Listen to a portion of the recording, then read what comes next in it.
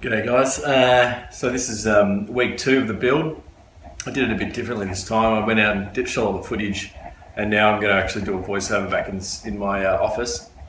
So what did we do this week? We stripped all the panels off. My dad actually gave me a hand this time.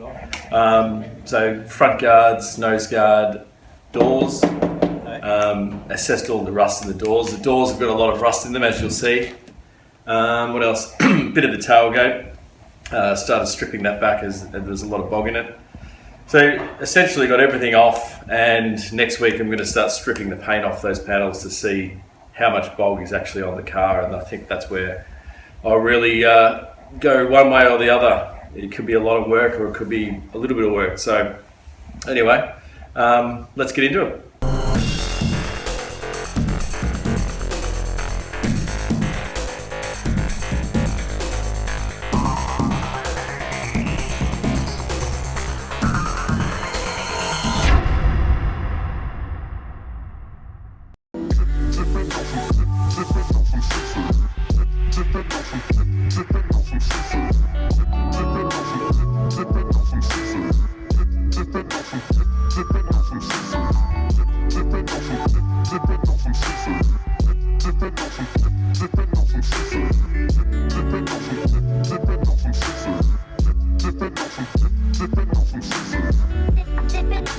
Okay, so we started with the front panels first.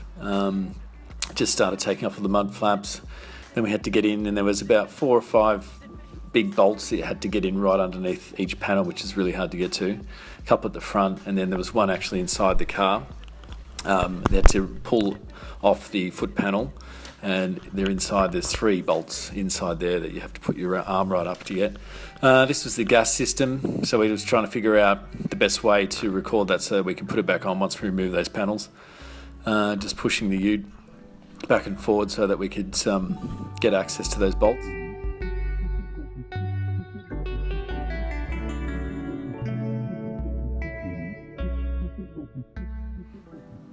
And just removing that inner guard at the moment. Wasn't too bad, there was not much rust on there. Just expecting for anything else. So they're the 2 inner guards and the front panels. There was a little bit of rust down on the bottoms. I won't really know exactly how much rust until I start stripping back the paint, which is always a worry. So you can see there's a tiny bit there on one of the guards.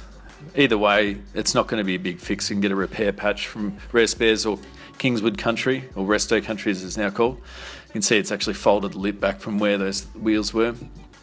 And the usual spots there, dust and dirt gets collected under that flap, and that's what causes the rust. So it's a bit of a design fault.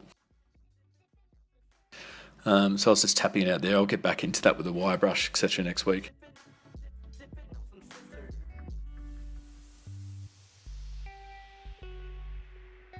Inside the footwell, you can see this is what happens when you get a rusty plenum. All the water runs down, and if not captured quick enough, it'll rust straight through that floor.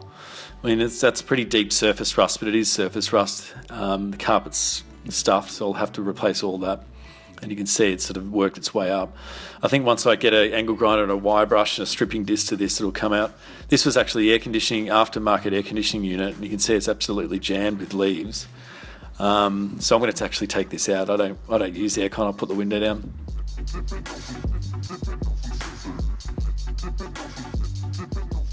Just removing the door skins so that we can get to the door, and we'll remove the doors after this. The door skins need to be replaced as well. They're pretty practice, or at least a reskin. So this is one of the doors, the passenger side door. Typical rusted out lower sections. On one side, the other side's actually not too bad. The rubber seals need to be replaced on this door. The other driver's side is absolutely cactus down the bottom, so I found that you can actually get repair panels for the entire section of these lower doors. So we just fold the lip back on the skin, pull that out, cut it with an angle grinder, and then MIG weld the new section in. Should be reasonably straightforward. We'll wait and see. Now we were working our way to taking the windscreen off. First we've taken the unclipping the chrome, which allowed us access to the plenum area. We take that grid off the front, and then we started to get the silicon out of the windscreen. This is a really hard process, probably 8 years old silicon, hard. I suggest if you did it again, I'd heat up a wire and actually run that through. So this is the typical rust in a plenum, which builds up under the chrome, and then this silt and dirt retains moisture, and over a period of 30 years you get this. So, it's not, I don't really know the extent until they unpick those spot welds and pull it right out to see how bad that rust is down in the cowling, but as you can see from here, I'd say it'd be pretty substantial. So that whole thing needs to go. Everything else is not too bad. I won't know until I really strip it right back, but all in all, I think a stripping disc will get a lot of that surface rust out, which will be good.